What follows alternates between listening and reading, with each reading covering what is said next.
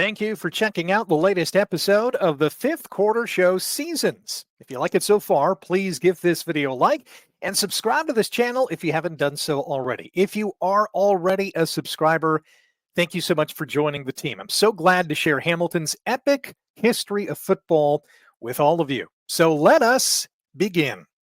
Today's episode is about the 1913 season, a year unlike any other in Hamilton's glorious football history. From the dawn of the Hamilton Football Club in 1869 to the early 20th century, the Tigers had garnered a growing fan base. The club was one of the best in the Ontario Rugby Football Union and continued its success in the Interprovincial Rugby Football Union, winning the Canadian Dominion Football Championship in 1906 and 1908 as the best rugby footballers in the nation. Starting in 1909, there was a new national football trophy to play for, the Grey Cup, donated by Governor General Albert Grey. Now, he originally wanted to donate a trophy to the best hockey team in Canada, but Lord Stanley of Preston and Sir Montague Allen beat him to it when they donated the Stanley Cup and the Allen Cup. Not to be outdone, the Earl Grey donated his trophy annually to the Canadian Amateur Rugby Football Champions. University of Toronto Varsity Blues won the Grey Cup in each of the first 3 years, including a 16-7 victory over the Tigers in 1910 at Hamilton's AAA grounds. In 1912, 2 years after Stelco started steelmaking operations in Hamilton, the Dominion Steel Castings Company, which became known as DeFasco, started producing steel, and National Steel Car also opened in Hamilton. 1912 was also a year where a Hamilton team won our city's first ever Grey Cup championship. But it wasn't the beloved Tigers. While the Tigers were a wrecking ball after joining the IRFU, the Hamilton Alerts took their place in the ORFU in 1911 and found instant success. In their inaugural season, the Alerts won 5 games and they lost 5 and finished in first place in the ORFU, but they lost in the Eastern semifinal. Which brings us to 1912, where the Alerts would not be denied their place in Canadian football history.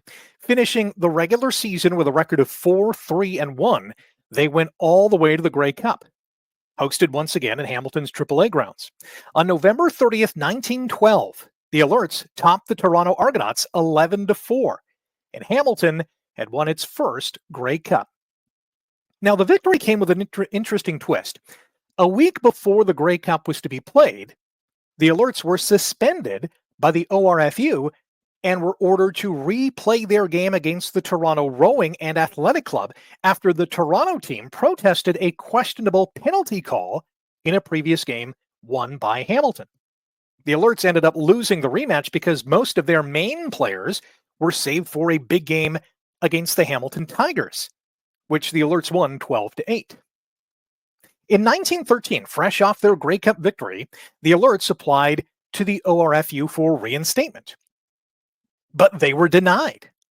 And so, because the players on the team very much still wanted to play, they ended up joining the Hamilton Tigers in the IRFU.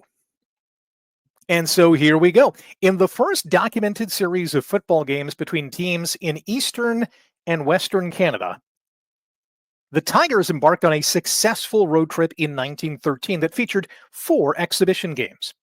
Hamilton ventured west, and the visitors left a path of destruction. Coached by Walter Liz Marriott, the Tigers whipped Winnipeg 26-1. They roughed up Regina 26-4.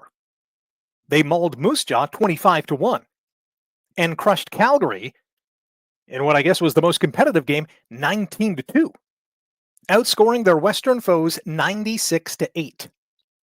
And once the Tigers returned home, Hamilton cruised to a 5-1 record in the IRFU in 1913 and earned a bye into the Grey Cup, which was held at the HAAA grounds for the 3rd time in 4 years.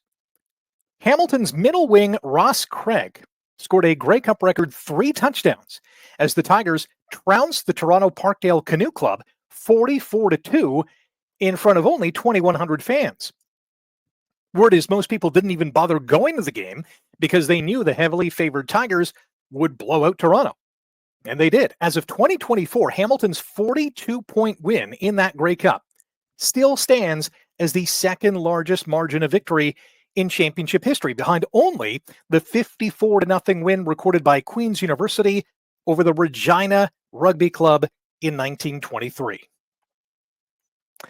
The Tigers would win their second Grey Cup title in 1915, the last game that would be played until after the First World War. After the war ended and football resumed in Canada, Hamilton would encounter its first significant championship drought during the Roaring 20s.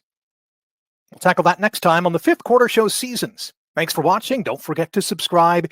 And of course, tell your friends. Coming up on Thursday, one of the most recognized and loved Tiger Cats of all time is going to be profiled on the Fifth Quarter Show Legends. You will not want to miss it.